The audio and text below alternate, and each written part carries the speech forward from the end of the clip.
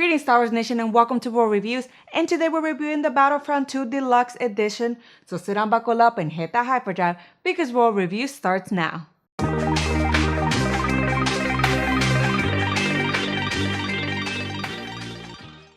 Alright boys and girls, my name is Ro, and I'm gonna give you my Star Wars fan review when it comes to this game.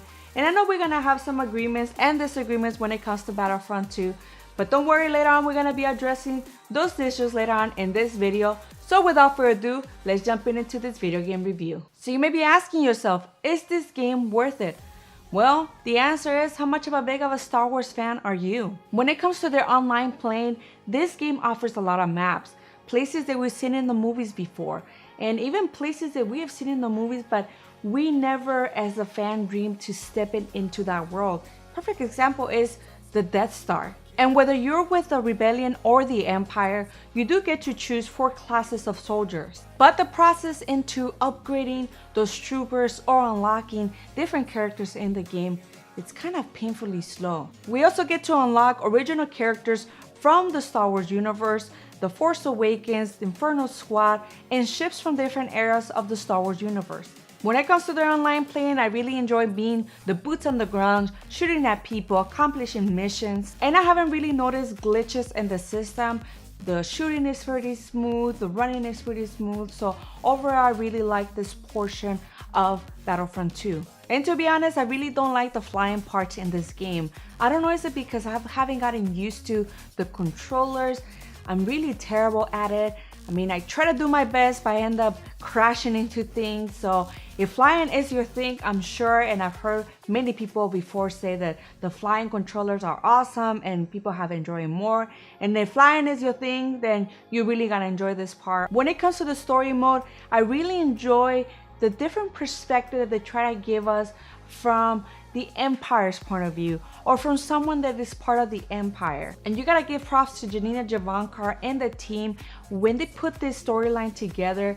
The actors just doing obviously real acting and putting on the motion captioning and just the way they brought this kind of like cinematic feel to this gameplay. And this is the part where big spoilers are gonna happen, so if you don't wanna hear this or watch this, please skip ahead. But I really like the way that they brought back the original trilogy characters back. You get Han, Leia, Luke, Lando, and it didn't seem forced. I really think that they did kind of push the story forward with Iden Versio, and even the ending, Iden turning to a rebel soldier. And I didn't mind so much that Iden Versio turned from the Empire to the Rebellion.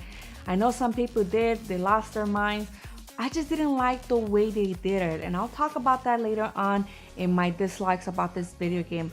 But so far, I even like the way she was dressed. That X-Wing pilot costume, you know, half her costume, half the X-Wing costume, I guess, that she was wearing.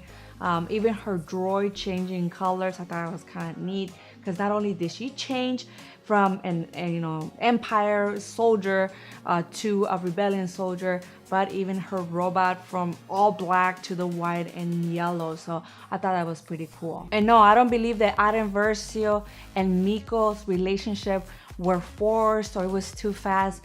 I really think that after spending so much time together in battle and both of them together turn away from the Empire, that it will form more of a, more of a romantic bond between them. So I don't think this relationship between them was forced.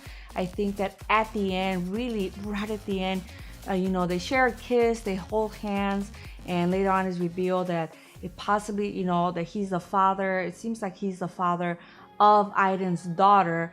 And no, I do not believe Iden and Miko birthed Rey, but I really believe the romance was well played out throughout this campaign. So I really like what they did at the end with them two, and kind of linking The Last Jedi to this Battlefront 2 game. So here are my dislikes for Battlefront 2. When it comes to their campaign mode, I really think the campaign mode was really short in time. I saw somebody online finish it in 4 hours and a half. Some people say it takes about 8 hours if you do it in hard mode, and I don't think paying $80 or $60 for even 8 hours of single campaign mode is worth it. I also didn't like that Aiden first returned from the Empire into the rebellion because her home planet was gonna be destroyed. And I really thought that when, you make an oath to be part of the Empire, you let go of all those ties. I mean, your home is not the Empire, not your home planet. And I don't feel like this game showed us, why she was attached to her home planet. I mean, we knew when Leia's home was gonna be destroyed. She was attached to Alderaan because her father was there. She grew up there, her mother. And based on the books and everything that we know about Leia, she had and spent time at Alderaan. But Aiden, I would think Aiden would be in training camps and, doing missions and stuff. And she didn't really have time to go back to her planet. That's what I think. They really didn't show us why she would want to save this planet. And so I didn't like the way they presented Aiden as one caring for her planet. And that's the reason why, she betrayed her father and the Empire and everything the Empire stood for. Another thing that drives me crazy is the whole spawning with your group, with your teammates, and not be able to speak to them. And that has drove me crazy from the first game. I spawn with my group and then people just take off. And honestly, I find myself half of the time in this game trying to find them, trying to be with them, trying to protect them. And I don't know why they haven't put, or a way for us to communicate with one another. And even if you try to spawn with your friends, even though you will have friends on Xbox or online, that you want to spawn with, it doesn't really matter because at the end, you just end up in different points of the game. So this whole spawning together with your squad, it was a great idea to meet strangers maybe, but it's a terrible idea if you want to spawn with your friends. And unlocking certain characters takes a long time. You're stuck between two decisions. Do I want a loot crate box or do I want to unlock Darth Vader? And having a daily loot crate box is a win for us fans. But when you have to pay for a loot crate, and I'm not talking about cash paid loot crate, but paid for loot crates with your game currency, sometimes you get 2 star cards or 5. So it's kind of like a gamble. You don't know what you're gonna get. And if you're gonna pay, 4,000 credits, in-game credits, and you only get 2 star cards inside that loot crate, that's a bummer, because you only get parts, not a lot of parts, I guess, in-game parts, or you get very little, currency back for the loot crate that you just bought. And here it is, the controversy about paying for loot crates. Winning to pay. It has been a disaster from the beginning. Even before this game was launched, even in its beta point, this loot crate mess was a disaster that EA lost about $3 billion in stock market because of this loot crate madness that's going on online. Star Wars fans and non-Star Wars fans are boycotting this game.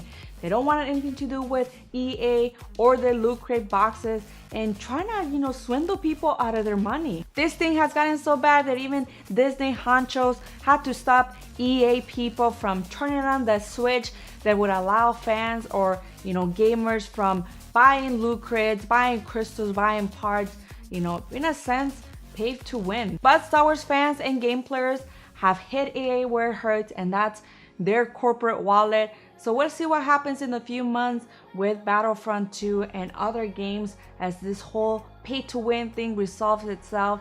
But those are my thoughts, guys, about Battlefront 2. Is it worth buying at $80 price tag? No, it's not. Is it worth buying at a $60 price tag? I don't think so. Unfortunately, if you are a hardcore Star Wars fan or just a game player, you will enjoy this game. You will enjoy paying, I guess $60.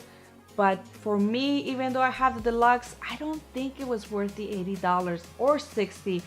Maybe this game goes on sale, then you can play it. But honestly, I don't think it's worth the money, and especially, buying loot crate boxes and crystals and all that extra stuff that EA wanted us, to do or to buy.